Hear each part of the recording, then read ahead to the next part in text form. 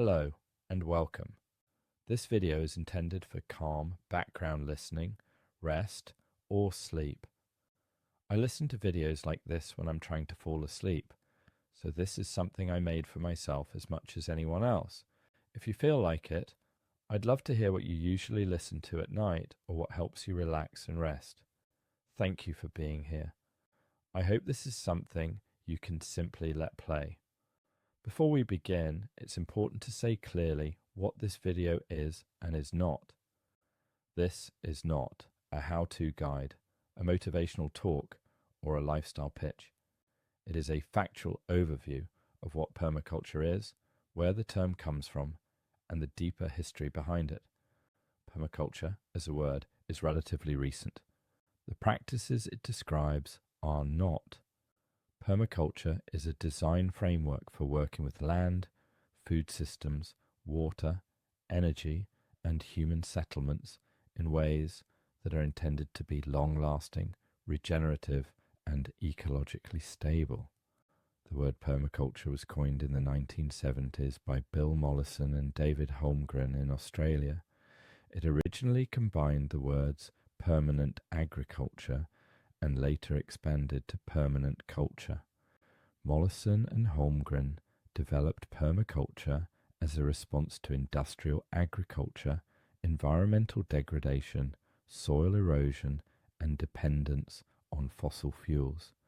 Their work emphasized observing natural systems and designing human systems that could function in similar ways.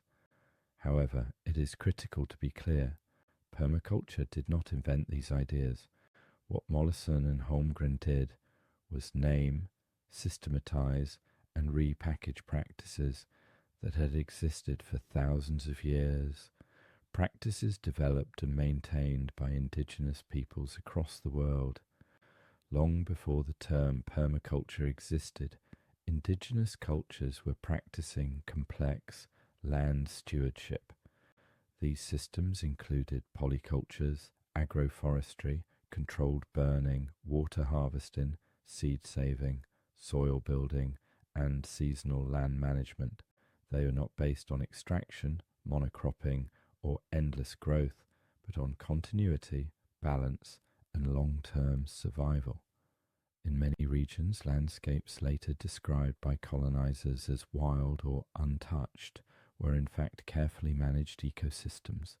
Food forests, irrigation systems, terracing, and rotational harvesting were common. Examples include the Three Sisters planting system used by many Native American cultures, where corn, beans, and squash are grown together to support each other. They include the forest gardens of Southeast Asia, the Chinampas of Mesoamerica, and the sophisticated fire management practices of Aboriginal Australians. These systems were sustainable not because they were simple, but because they were deeply informed by long observation, cultural knowledge, and relationship to place. Permaculture draws heavily from these traditions, even when that influence is not always acknowledged. When permaculture spread globally in the late 20th century, it was often presented as new or innovative. In reality, it functioned more as a translation of indigenous land practices into a modern Western design language. This has led to ongoing critiques of permaculture as a movement, particularly around appropriation, lack of credit, and commercialization of traditional knowledge. Understanding permaculture accurately requires holding both truths at the same time, that the framework helped many people rethink agriculture and land use, and that it is rooted in much older systems that predate modern environmentalism by millennia. At its core, permaculture is based on a few foundational ethics. The first is care for the earth, including soil, water, air, plants, animals, and ecosystems as a whole. The second is care for people, recognizing that human well-being is inseparable from ecological health. The third is often described as fair share or return of surplus, placing limits on consumption and encouraging redistribution of resources to support both people and ecosystems.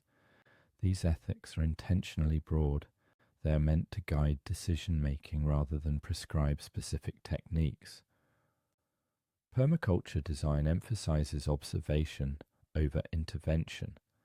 Instead of forcing systems to behave in certain ways, it looks at existing patterns: sun and shade, water flow, wind, soil composition, plant relationships, and animal behavior. From there, systems are designed to reduce waste, reuse resources, and allow single elements to serve multiple functions. A tree might provide food, shade, wind protection, habitat, and soil stabilization at the same time. A pond might store water, moderate temperature, support wildlife, and reflect light. These ideas are often summarized as design principles, but they are simply descriptions of how functioning ecosystems already operate. Again, these are not new discoveries. They are observations drawn from living systems.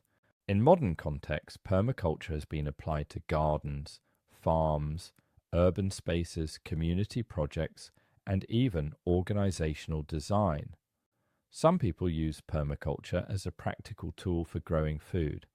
Others use it as a broader framework for thinking about resilience, community, and long-term sustainability. Like any movement, it has limitations. Permaculture does not automatically address issues of land access, colonial history, or economic inequality. It can be practiced in ways that overlook social context or that focus on individual self-sufficiency rather than collective responsibility.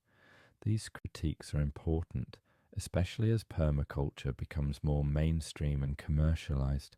Understanding permaculture clearly means seeing it not as a trend, brand, or solution, but as a lens.